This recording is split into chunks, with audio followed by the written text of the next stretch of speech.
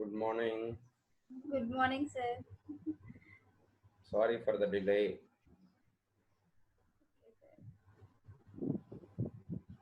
Third year వాళ్ళకి servlet చెప్తున్నాను, అది మధ్యలో ఆఫ్ చేస్తే కష్టం కదా, సర్వ్లెట్ డిప్లాయ్మెంట్ ఇదంతా అని. Sir. చాలా ఇంపార్టెంట్ అది వస్తే చాలా థింగ్స్ క్లియర్ అవుతాయి. ఏం బ్యాక్గ్రౌండ్ పూజ. బ్యాక్గ్రౌండ్ రోజుకి ఒకటి పెడుతున్నాడు సార్. నువ్వు యానిమేషన్ కోర్స్ చేయి పూజ, యానిమేషన్ గ్రాఫిక్స్ కోర్స్ చేయి, తర్వాత డిప్లొమా ఏదన్నా బాగా సెట్ అవుతుంది.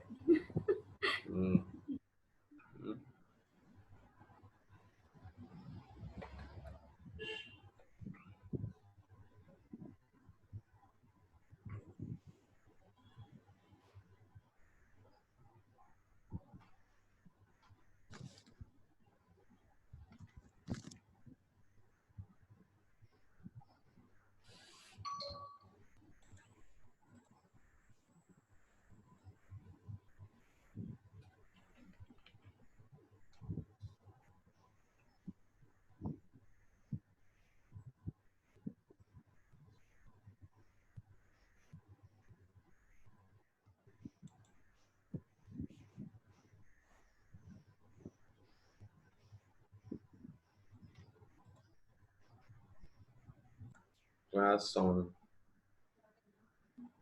stress. So what did we see as seen yesterday? Yesterday we talked about stress, but the things which I presented to you, they're mostly general things. అంటే నేను stress గురించి conduct బయట గూగుల్లోంచి ఇతర సర్వేస్లోంచి కండక్ట్ చేసినట్టు collected things. Now going to the textbook, and the matter we have to write in the examination. So what is stress? Stress is a response to the change. Stress is the response to some situation, and especially whenever there is an unwanted situation, unwarranted situation, stress will increase. Stress is altogether not bad, but stress can also be good. Something like tomorrow you have exam, you will feel stress and read, that is a good stress. But in an organization, when an employee feels the stress, it is not good for him, it is not good for the organization also. So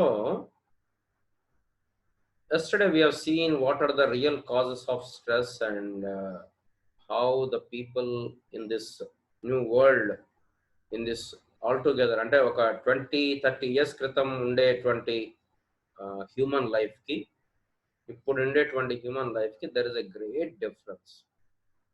so ఇప్పుడు ఉండేటువంటి టెన్షన్లు, అప్పుడు 10th లో 300 marks వస్తే అసలు అందరు స్వీట్లు పంచుకునేవాళ్ళు.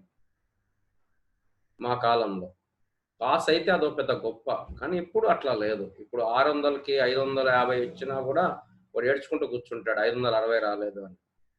So it's a different thing. So ఇప్పుడు ఇట్లాంటి దాంట్లో స్ట్రెస్ అనేది బాగా ఎక్కువైపోయింది. So there are different surveys that we have seen yesterday, the reasons for stress and the symptoms of work related stress. Susan, there are 3 types of symptoms: physical symptoms, psychological symptoms, and number 3,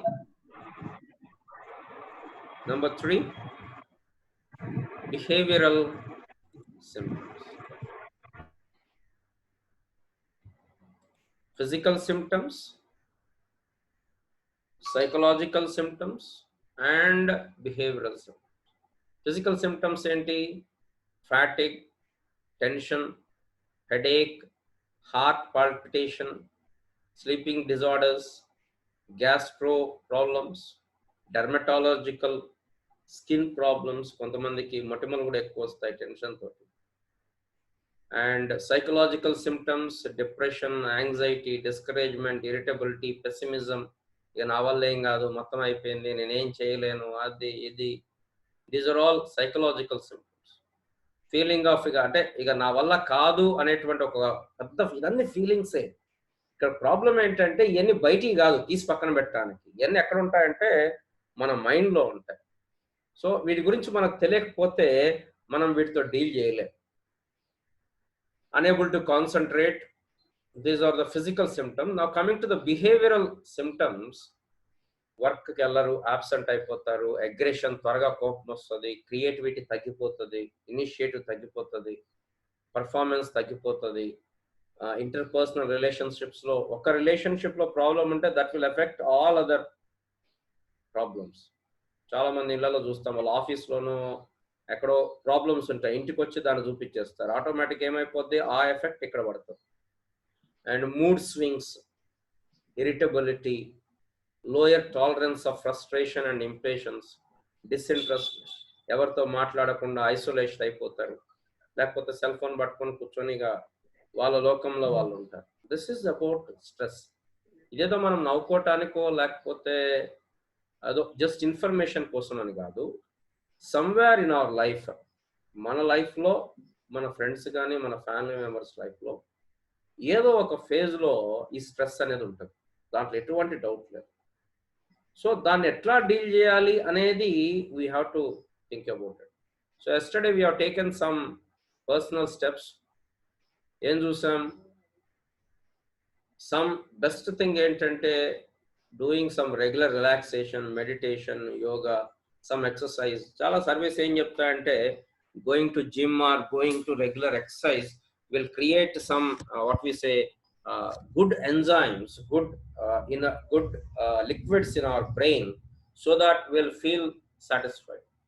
So make sure that you have enough time, and whatever habits you have, good book reading or movies, and mari ekku gaadu, but somehow you have to stop thinking about the problem. Danni ela chestam anedi depends on different people. So ఎవరికి ఉన్నటువంటి దాన్ని బట్టి meditation కానీ యోగా కానీ, అంతేగాని drugs లేకపోతే ఆల్కహాలో లేకపోతే cigarettes లేకపోతే గొడవలో వీటితోటి స్ట్రెస్ అనేది సాల్వ్ కాదు. And one of the most important thing is seek always professional help.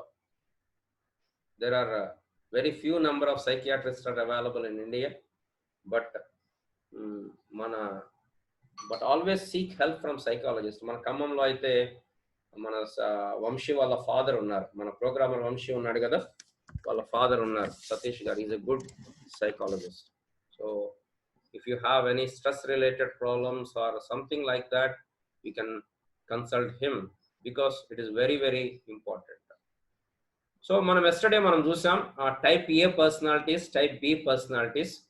So type A వాళ్ళు ఎలా ఉంటారు, అండ్ టైప్ ఏ అని ఎందుకు అంటున్నాం, వాళ్ళకి త్వరగా హార్ట్ డిసీజులు వస్తాయి. ఎందుకు, వాళ్ళకి ఓపిక ఉండదు. బ్యాంకులో ఎక్కడ పోయి లైన్లో నిలబడ్డారు అనుకోండి, ఎంతసేపు అని చెప్పి అరుస్తూ ఉంటారు. అన్నిట్లో వాళ్ళే ముందు ఉండాలనుకుంటారు.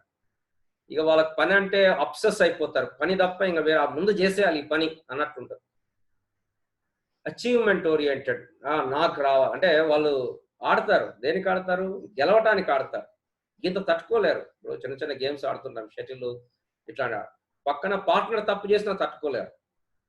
అంటే వాళ్ళు ఆడేదే గెలవటానికి, ఫన్ కోసం కాదు. అందుకోసం ఎవరో చెప్పారు, లైఫ్లో డెస్టినేషన్ కంటే జర్నీ ఇంపార్టెంట్ అని. You have to enjoy the journey also. Destination అనేది కొద్దిసేపే ఉంటుంది, కానీ దాని జర్నీ ఏదైతే ఉందో it will be very very ఏమంటామో చాలా డ్యూరేషన్ ఎక్కువ ఉంటుంది.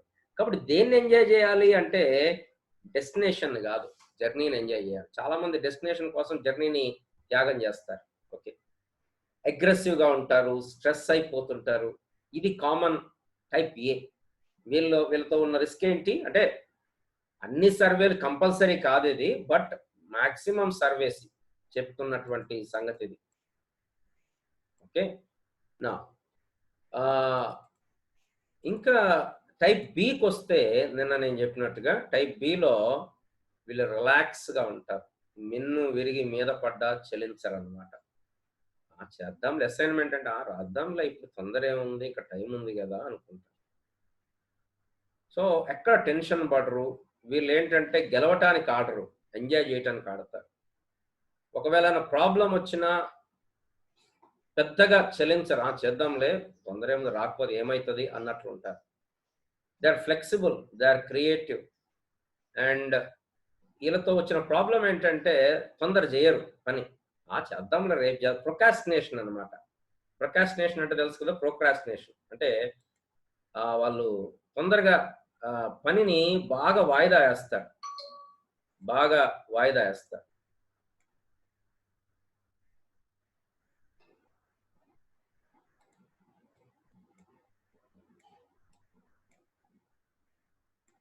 పనిని బాగా వాయిదా వేస్తుంటారు, ప్రొకాస్టినేషన్. సో ఇప్పుడు సర్వేలు ఏం చెప్తున్నాయంటే టైప్ ఏ పర్సనాలిటీస్కి దే హ్యావ్ ప్రాబ్లం అన్నమాట. ఏం ప్రాబ్లము? హార్ట్ ప్రాబ్లమ్స్ వచ్చే ఛాన్సెస్ ఎక్కువ. వేరాస్ టైప్ బి వాళ్ళకి వాళ్ళకి హార్ట్ ప్రాబ్లమ్స్ వచ్చేటువంటి తక్కువ, బీపీ ఇట్లాంటివి వచ్చే తక్కువ. అంటే అట్లా అని చెప్పి టైప్ బి వాళ్ళకి రావని కాదు, ఎవరికి వచ్చేది వాళ్ళకి వస్తుంది. కానీ బట్ మనం when we're analysing the personalities type A type B. So yesterday మనం చూసాం, ఒక టెస్ట్ కూడా చేసుకున్నాం. మరి మీరు చేసుకున్నారో లేదో నాకు తెలియదు. ఆ టెస్ట్ని బట్టి మీరు మీ పర్సనాలిటీని అసెస్ చేసుకోవచ్చు. మీ స్కోర్ కానీ 90 తక్కువ ఉంటే, 90 కంటే తక్కువ ఉంటే మీరు టైప్ బి అన్నమాట. కొంచెం మీరు రిలాక్స్ అవుతుంటారు అన్నమాట. టైప్ ఏ అంటే మాత్రం కొంచెం మనం లైఫ్ స్టైల్లో కొంచెం చేంజెస్ చేసుకోవాలి, కొంచెం ఆలోచించుకొని. అంటే కోపం తగ్గించుకోవాలి, తర్వాత థింగ్స్ ఒకేసారి 5-6 పనులు చేయటము, రషింగ్ అదంతా ఉండకూడదు. ఇది చెప్పటం చాలా easy, but life style change చేసుకోవటం అనేది ఇట్స్ నాట్ దట్ ఈజీ. కొన్నిసార్లు సిచ్యువేషన్స్ మనల్ని చేంజ్ చేస్తాయి, కొన్నిసార్లు మనం చేంజ్ అవుతాం. Okay, now coming to the academic aspect. మన టెక్స్ట్ బుక్లో ఫిగర్ ఇచ్చారు, మ్యాక్రో లెవెల్ ఆర్గనైజేషన్ స్ట్రెస్సెస్. ఆర్గనైజేషన్లో స్ట్రెస్సింగ్ ఎక్కడ ఉంటుంది? ఈ టెక్స్ట్ బుక్ ఈ ఫిగర్ గుర్తుపెట్టుకుంటే పెద్ద ఆన్సర్ రాసేయచ్చు. గుర్తుపెట్టుకోండి, ఆర్గనైజేషన్ బిహేవియర్ థియరీ సబ్జెక్ట్. మీరు ఎంత మ్యాటర్ రాస్తే అన్ని మార్కులు వస్తాయి. అంతేగాని ఏందో కట్టే కొట్టే తెచ్చే అన్నట్టు రాస్తే మాత్రం మార్కులు రావు. కాబట్టి కొంచెం మీరు నవలా రచయితల్లాగా కొంచెం మీ క్రియేటివిటీని వాడాలి. 2-3 ఎగ్జాంపుల్స్ ఇవ్వాలి. ఓకే, కింద నుంచి వద్దాం. ఫస్ట్, ఆర్గనైజేషన్లో స్ట్రెస్కి కారణం ఏంటంటే వర్కింగ్ కండిషన్స్. ఫర్ ఎగ్జాంపుల్, మన కాలేజీలో ఉంది, మంది ఫస్ట్ ఫ్లోర్. నా రూమ్ కానీ మన క్లాస్ రూమ్స్ కానీ చాలా చల్లగా ఉంటాయి. మీరు ఒక్కసారి వెళ్ళి టాప్ ఫ్లోర్లో కూర్చోండి. ఏది మంది ఫస్ట్ కదా, సెకండ్ థర్డ్ ఫ్లోర్లో కూర్చోండి. ఎస్పెషల్లీ ఎండాకాలంలో, ఇప్పుడు మార్చ్ ఏప్రిల్లో దెబ్బకు గంట కూడా కూర్చోలేరు. ఆడ పాఠం ఎవరు చెప్పలేరు. అంటే తప్పదు, మనం దాన్ని విమర్శించటం కాదు, అక్కడ సిచ్యువేషన్ చెప్తున్నా. అక్కడ హీట్ చాలా ఎక్కువ ఉంది. కాబట్టి అలాంటి కండిషన్లో పాఠం చెప్పడం కష్టం. ఇక అట్లాంటిది మధ్యాహ్నం పోతే ఇక అసలు ఫ్యాన్ తిరిగినా కూడా మనకేమీ జరగదు. So working condition is very important. 2014లో మన బిల్డింగ్ వెనకాల జామాయిల్ చెట్లు ఉండే. సో మొత్తం పెద్ద జామాయిల్ చెట్లు, చాలా పెద్ద అడవిలాగా ఉండే. అవి గాలి రానిచ్చేది కాదు. సో క్లాస్ రూమ్లో చాలా ఉక్కబోతుండేది. అప్పుడు క్లాస్ చెప్పడం ఇబ్బందిగా ఉండేది. అసలు ఎస్పెషల్లీ పై ఫ్లోర్కి పోతే మాత్రం మండిపోయేది. సో వర్కింగ్ కండిషన్లో మరీ ఎక్కువ క్రౌడ్. ఇప్పుడు స్టాఫ్ రూమ్ ఉందనుకోండి, టీచింగ్లో స్టాఫ్ రూమ్లో 10 మంది కూర్చుంటే ఏం ప్రిపేర్ అవుతారు చెప్పండి? టీచర్స్ 10 మంది కూర్చుంటే ఏం ప్రిపేర్ అవుతారు? ప్రిపేర్ కాలేరు. So crowded work area, noise, heat or cold, polluted air. ఇంతకుముందు మనకు ప్రాబ్లం వచ్చింది, ఈ వెంటిలేటర్లు అన్ని క్లోజ్ గాక మొత్తం పావురాలు విపరీతంగా ఉండేవి. ఫర్ ఎగ్జాంపుల్, అంతెందుకు, మొన్నటి వరకు మన కంప్యూటర్ ల్యాబ్లో ఈ గబ్బిలాలు చేయబట్టి వాసన వచ్చేది. సో దానికి 3 రోజులు ప్రాజెక్ట్ పెట్టి నితిన్ వీళ్ళందరూ సౌండ్ బాక్సులు పెట్టి, లైట్లు పెట్టి, నవజీవన్ సార్ వీళ్ళందరూ వాళ్ళని పిలిపించి ఓపెన్ చేయించి మొత్తం అంటే ఆ పొల్యూటెడ్ ఎయిర్, ఆ స్ట్రాంగ్ ఆర్డర్, అసలు వాసన, దాంతో అక్కడ ఎవరు కూర్చోలేము. సో దీస్ ఆర్ ఆల్ అంటే అది కూడా స్ట్రెస్సే, అది కూడా స్ట్రెస్సే. నెక్స్ట్ మనకంటే టీచింగ్లో ఉండవు కానీ బట్ ఇండస్ట్రీలో అన్సేఫ్ అండ్ డేంజరస్. అండ్ ఇప్పుడు కరోనా వస్తుంది, ఇప్పుడు ఆఫీస్కి పోండి అంటే దట్ ఈస్ స్ట్రెస్. అమ్మ ఎక్కడ వస్తుందో ఏమో. మన ఖమ్మంలో ఏదో 7 కేసులు ఉన్నాయి కానీ సూర్యాపేటలో 50 కేసులు ఉన్నాయంట. వామ్మో, అది అర్థం కావట్లా. అట్లాగే పూర్ లైటింగ్, ఈవెన్ మన ఇళ్లలో కూడా గుర్తుపెట్టుకోండి, lighting is very very important. Lighting సరిగా లేకుండా పూర్ లైటింగ్ ఉంటే మాత్రం అది ఆటోమేటిక్గా మన స్ట్రెస్ లెవెల్ని ఇంక్రీజ్ చేస్తుంది. సో అందుకోసమే లైటింగ్, తర్వాత ఇవన్నీ ఎయిర్, ఇవన్నీ చాలా కరెక్ట్గా ఉండాలి. Next physical or mental strain, అంటే కొన్నిసార్లు ఫిజికల్ వర్క్ ఉంటుంది, కొన్నిసార్లు మెంటల్ వర్క్ ఉంటుంది, ఫిజికల్ స్ట్రెయిన్. తర్వాత టాక్సిక్ కెమికల్స్ అండ్ రేడియేషన్ కొన్ని ఏరియాస్లో. So these are the working conditions అనమాట. అంటే మీ క్వశ్చన్ ఏంటి ఇక్కడ, what are the reasons for the organisational stress? Number 1 working conditions. Working కండిషన్స్లో ఏంటి? Working area, crowded area, noise, heat, cold, polluted area, strong order, unsafe, dangerous conditions, poor lighting, physical or mental strain, toxic chemicals and ఈ side headings compulsory గుర్తుపెట్టుకోవాలి. ఈ side headings ని మీరు explain చేయాలి. Next organisational processes, అంటే organisational system ఎట్లా ఉంటుంది. Tight controls, అంటే అసలు మినిట్ టు మినిట్ అబ్జర్వేషన్, వాడికి అటానమీ ఇవ్వకుండా, వాడికి ఇండిపెండెన్స్ ఇవ్వకుండా, ఇది చేసావా అని వాడిని సతాయిస్తుంటారే, that is tight control. Only downward communication, అంటే వాడు చెప్పేదే, మన బాస్ చెప్పేదే మనం వినాలి తప్ప మనం చెప్పేది వాళ్ళు వినరు. ఇది చెయ్యంటే చెయ్యాలంతే, ఇంకా వేరే ఆప్షన్ లేదు. Only downward communication. అంటే ఇప్పుడు మేము పాఠాలు చెప్తున్నాం, మీరు చెప్పేది మేము వినంగా, నేను చెప్పేది మీరు వినాలి. So that is downward communication. Then little performance feedback, అంటే ఫీడ్బ్యాక్ అస్సలు తీసుకోరు. సెంట్రలైజ్డ్ డెసిషన్ మేకింగ్ అనేది సింగిల్ హ్యాండ్ అనమాట, మేము మాత్రమే చేస్తాం. Lack of participation in decisions. Punitive appraisal systems, appraisal తీసుకుంటారు ఎందుకంటే పనిష్మెంట్ ఇవ్వడానికి, ఎంకరేజ్ చేయటానికి కాదు. So these are organisational process. This is number 2. Number 1 working conditions. Number 2 ఎంతమంది రాసుకున్నారు ఒక్కసారి నాకు ఒక్కసారి ఎస్ఆర్ చెప్పండి. రాసుకున్నాము ఎవరెవరమ్మా? మహేశ్వర్య, ఇంకెవరు రాసుకున్నారు?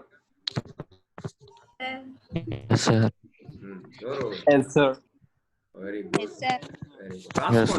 రాసుకుంటే ఏంటంటే మీరు ఫాలో అవుతున్నట్టు ఉంటది, తర్వాత మీకు గుర్తుంటది. లేకపోతే ఓన్లీ వినోదిలేస్తే ఇదో బుర్రకథ లేకపోతే హరికథ టైప్ లో మళ్ళీ ఏం గుర్తుంది. So always better to write, at least నేనేమి థియరీ రాయమంటలే కదా, హెడ్డింగ్స్ రాసుకోండి. Okay,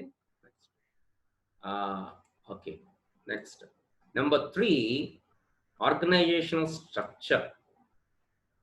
structure, centralisation and formalisation.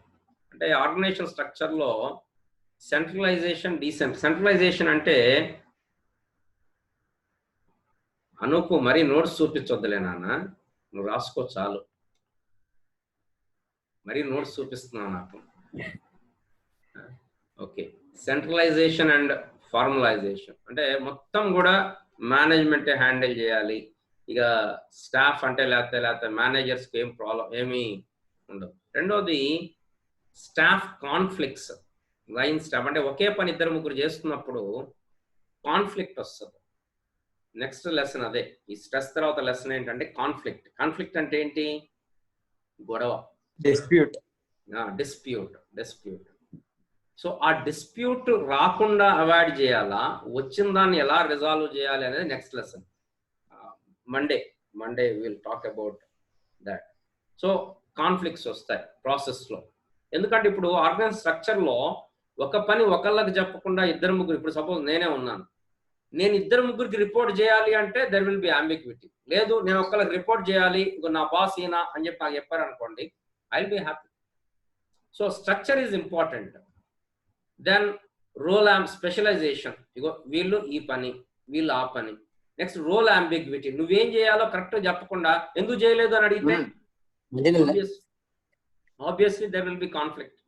అంటే మనం మేనేజర్గా ఉన్నప్పుడు లేకపోతే ఒక హెచ్ఓడిగా నేను ఉన్నప్పుడు నా దగ్గర ఉన్న స్టాఫ్కి I have to give a particular role, ఇది మీ పని.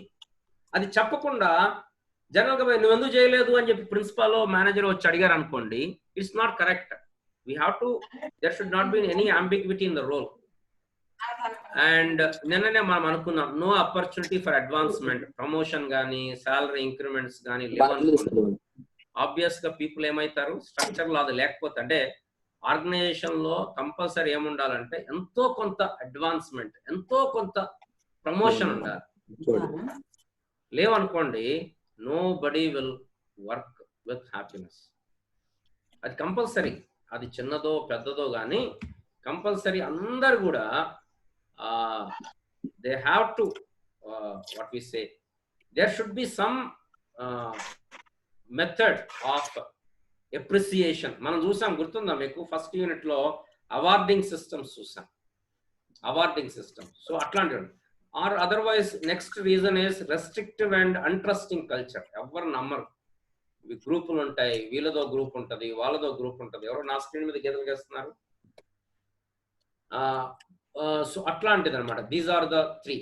సో ఏం చూసాం, working conditions, number 2 organisational process, number 3 organise structure, అంటే rules and how the organisation, manager, director, assistant manager, team leader, team members, coordinators, like this అనమాట. 4th one at the top of the lecture, administrative policies. Number 1 strategies అన్నమాట. Down sizing. కొంతమంది ఎప్పుడు చూస్తారు, ఎప్పుడు జనాలను బీకేద్దామా, వాళ్ళ ఆలోచన అంతా ఎంతసేపు ఉంటుందంటే ఎట్లా జనాలను ఎట్లా ఖర్చు తగ్గించుకోవాలా, ఎంతసేపు ఖర్చు ఆదాయం లెక్కలే ఉంటాయి. డౌన్ సైజింగ్, ఎప్పుడు ఎట్లా తగ్గించుకోవాలి. అట్లా అన్నప్పుడు అట్లాంటి ఆర్గనైజేషన్ లో ఎంప్లాయీస్ హ్యాపీగా పని చేయలేరు.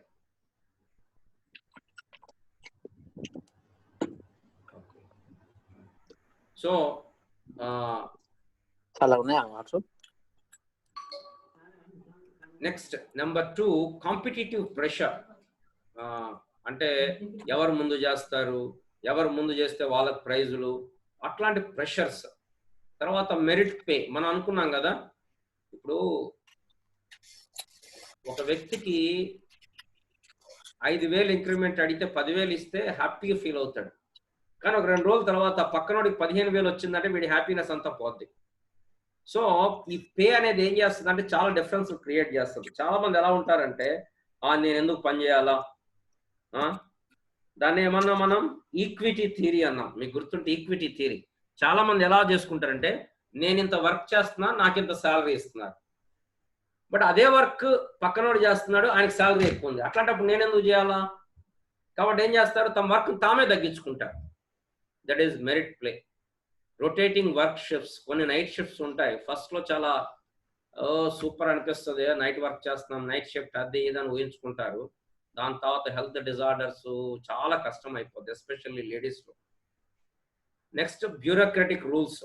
బ్యూరోక్రాట్స్ అంటే పైన ఆఫీసర్స్, వాళ్ళ rules. Advanced technology, these are also stress reason. So మొత్తం మీద మనం ఎన్ని చూసాం, ఇక్కడ ఒక 3, 3, 6 to 8, ఇక్కడ ఒక 5, 6, 14, 3, 14, 6, 20, 26 రీజన్స్ చూసాం. 26 రీజన్స్ ఫర్ ద స్ట్రెస్ అనేది మనం చూసాం. 26 reasons. 4 categories. Number 1 working conditions, number 2 organizational processes, number 3 organizational structure and design, number 4 administrative policies and strategies. Yeah, totally 26. Thank you, Rohit. Totally 26 we have seen.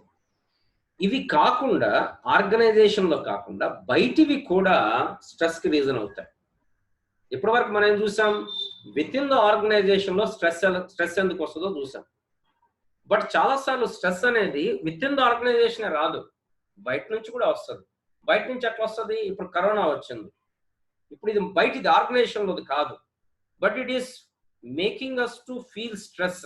ఏంటి? Especially చాలా మందికి IT సెక్టార్లో రేపు job ఉంటుందా ఉండదా, చాలా మంది జాబ్స్ తీసేస్తున్నారు, చాలా మంది ఇన్కమ్ కోల్పోతున్నారు, ఈవెన్ గవర్నమెంట్ ఎంప్లాయీస్కి శాలరీస్ కట్ చేస్తున్నారు, పెన్షనర్కి శాలరీ కట్ చేస్తున్నారు. ఇవన్నీ కూడా ఏంటంటే స్ట్రెస్సర్స్ అన్నమాట. ఏంటి పరిస్థితి, రేపు పొద్దున పరిస్థితి ఏంటి, ఎలా ఉంటుందో, ఇది పెద్ద స్ట్రెస్. దీన్ని ఏమన్నారంటే ఈ పీరియడ్ని గ్రేట్ లాక్డౌన్ పీరియడ్ అంటున్నారంట.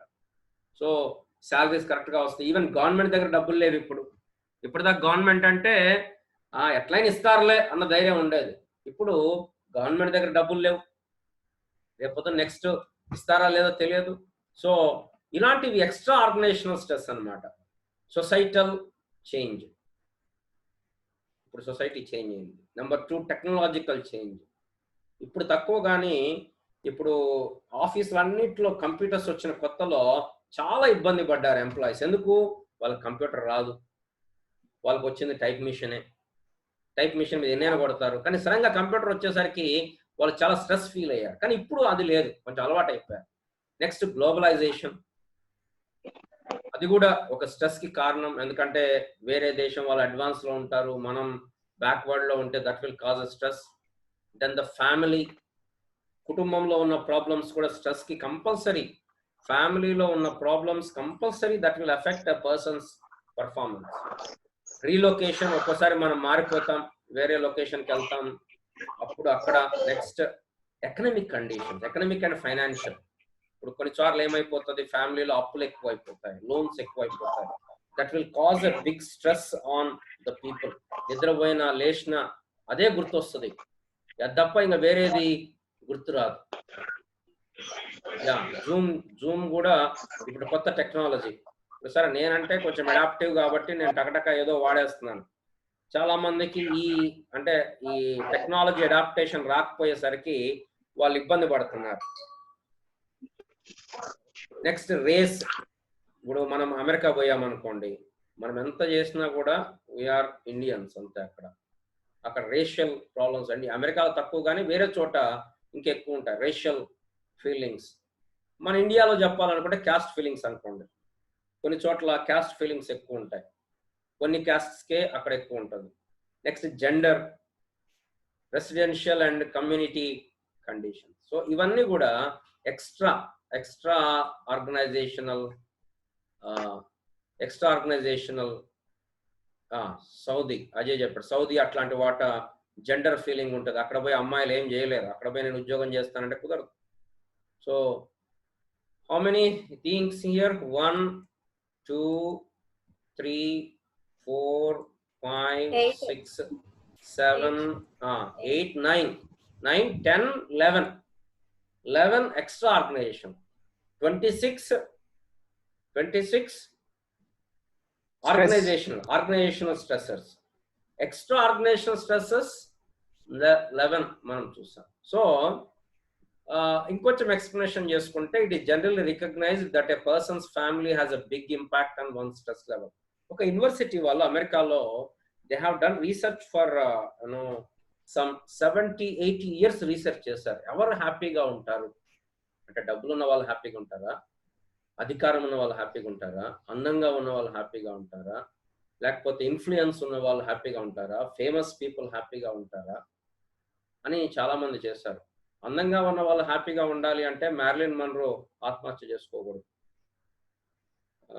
దివ్య భారతి ఆమె ఆత్మహత్య చేసుకుంది. అధికారం ఉన్న వాళ్ళు అంటే హిట్లర్ చాలా అధికారం చలాయించాడు, ఆయన ఆత్మహత్య చేసుకున్నాడు.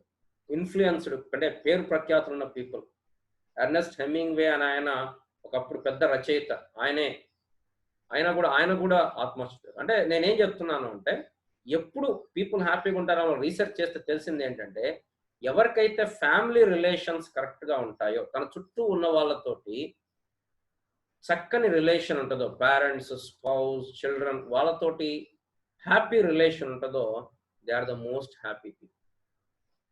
సో స్ట్రెస్కి కారణం ఏంటి అంటే ఫ్యామిలీలోంచి స్టార్ట్ అవుతుంది. So our relationship should be very good, that will effect even this. So కొన్నిసార్లు ప్రాబ్లం ఏమైందంటే ఆర్గనైజేషన్లో పీపుల్ కెనాట్ బ్యాలెన్స్, అంటే ఆర్గనైజేషన్ని వర్క్ని బ్యాలెన్స్ చేయడం చాలా కష్టం. ఎస్పెషల్లీ ఇప్పుడున్న గ్లోబలైజేషన్ పీరియడ్లో employees are working for long hours. ఇంటికి కూడా వర్క్ తెచ్చుకొని వాళ్ళు వచ్చేదే రాత్రి 10ంటికి. ఎప్పుడు దీంట్లో ఏది సాఫ్ట్వేర్లో వాళ్ళు వచ్చేదే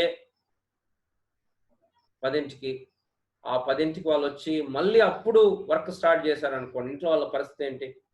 సో బ్యాలెన్సింగ్ అనేది చాలా ఇంపార్టెంట్. మనం ఈవెన్ మీకు కూడా చాలాసార్లు చెప్తుంటాను, ఆటలు ఆడటం, ఎంజాయ్ చేయటం, these are all good, but we have to balance them. Academics are the important, different things are there. So we have to balance these things. For most people in recent years, financial situation has become stressor. అందుకోసమే కదా చాలా మంది పాపం అప్పులు ఉన్నప్పుడు ఆత్మహత్య చేసుకుంటారు. ఎందుకు అంటే ఫైనాన్షియల్ స్ట్రెస్. బట్ ఒక్కడ గుర్తుపెట్టుకోవాలి ఏంటంటే రోజులన్నీ ఒక్కలాగానే ఉండవు, ఎప్పుడు మారుతుందో ఎవరికి తెలియదు. ఇప్పుడు అమితాబ్ బచ్చన్ ఉన్నాడు, అప్పుల్లో కోరకపోయాడు, ఇక ఆల్మోస్ట్ ఆల్ ఇక at the verge of suicide. ఆ టైంలో ఆయనకి ఏమొచ్చింది? కౌన్ బడేగా కోల్పోతే వచ్చింది. ఒకవేళ ఆయన కానీ ఇక నా వల్ల కాదులే అంటే ఆయన ఏం చేస్తాడు? ఇప్పుడు ఆయన ఏజ్ చెప్పండి, అప్పుడు 60 సంవత్సరాలు. ఆయన సినిమా రోల్స్ ఏమొస్తాయి? హీరో అవుతాడు ఆయన? ఏమన్నా కాడు. కానీ ఈ జస్ట్ ఏమంటాము, హ్యాంగ్ ఆన్ అయ్యాడు. హ్యాంగ్ ఆన్ అయ్యేసరికి ఏమైపోయింది? సక్సెస్ అయ్యాడు. ఉదయ్ కిరణ్ ఉన్నాడు, మన అజయ్ చెప్పాడు, ఉదయ్ కిరణ్ ఉన్నాడు, పాపం ఆ స్ట్రెస్ లో హీ హాస్ కమిటెడ్ సూసైడ్. ఇప్పుడు జగపతి బాబు ఉన్నాడు, ఆయన కూడా almost at the verge of bankrupt. ఆయన చాలాసార్లు చెప్తారు ఇంటర్వ్యూస్ లో, రోడ్డు మీద ఆటోలు వస్తే ఆటోలో కూడా వచ్చి మా సినిమా చేస్తావా అనేవాళ్ళంట. అంటే అంత జోక్ చేసేవాళ్ళు ఆయనతోటి. ఆయన కూడా ఎప్పుడు బయట ఉండేవాడంటే, ఎందుకు ఎవరైనా వచ్చి ఆఫర్లు ఇస్తారేమో అని చెప్పేసి. సో అట్లాంటి టైంలో ఆయన ఏదో ఉట్టిగా ఒక తెల్లగడ్డంతో ఫోటో దిగాడు, దాని బోయపాటి సీన్ చూశాడు, మొత్తం లెజెండ్ సినిమా వచ్చింది, తన లైఫ్ మారిపోయింది. హీరోగా సంపాదించిన దానికంటే ఇప్పుడు ఆయన ఎక్కువ సంపాదిస్తున్నాడు, ఎక్కువ కూడబెట్టుకుంటున్నాడు. సో లైఫ్ అనేది ఎప్పుడు ఎవరికి ఎలా మారుతుందో ఎవరికి తెలియదు. బట్ ఒకటే గుర్తుపెట్టుకోండి, లైఫ్ లో హ్యాంగింగ్ ఆన్ ఈజ్ ఇంపార్టెంట్. ఎప్పుడు బాక్ డౌన్ కాకూడదు స్ట్రెస్ కి. We have to hang on because situations will change. ఎంత కష్టమైన సిచ్యువేషన్స్ అయినా లేదు. సో ఎంత కష్టమైన సిచ్యువేషన్ అయినా కూడా మారుతుంది. ఈ రోజున్న స్ట్రెస్ రేపు ఉండదు. జస్ట్ ఈ రోజు పాస్ ఆన్ అయితే ఈ రోజున్న ప్రాబ్లం, ఒత్తిడి రేపు ఉండదు. ఈ రోజున్న కోపం రేపు ఉండదు. ఈ రోజున్న ఇంటెన్సిటీ రేపు ఉండదు. So we have to hang on. That is what I'm saying. This is very, very important. Yeah. Colonel Sanders, he started his business, KFC business at age 60. Donald Trump ఉన్నాడు 70 years కి he became the president. Whereas Obama 60 years retire అయిపోయాడు. So ఎవరి life లో వాళ్ళకి ఆ టైంలో వస్తుంది. Compare చేసుకొని వాళ్ళకి వచ్చింది నాకు రాలేదు అని స్ట్రెస్ ఫీల్ అయిపోతే it would be difficult. So ఇప్పుడు అందరు భార్యాభర్తలు ఇద్దరు జాబ్ చేయాల్సి వస్తుంది, భార్య కూడా వర్క్ చేయాల్సి వస్తుంది. ఒక్కోసారి కొంతమంది 2 జాబులు చేస్తున్నారు, ఆ బిజినెస్ ఈ బిజినెస్. ఇట్లాంటి వాటిలో ఏమవుతుందంటే ఆ స్ట్రెస్ అయిపోతుందండి. So these are the extra organisational stressors. And shall we continue or shall we meet on Monday? Continue, sir. Okay, I will stop the meeting. You can again join because the time is up. We will join again. I will end the meeting and I will start it again. Okay.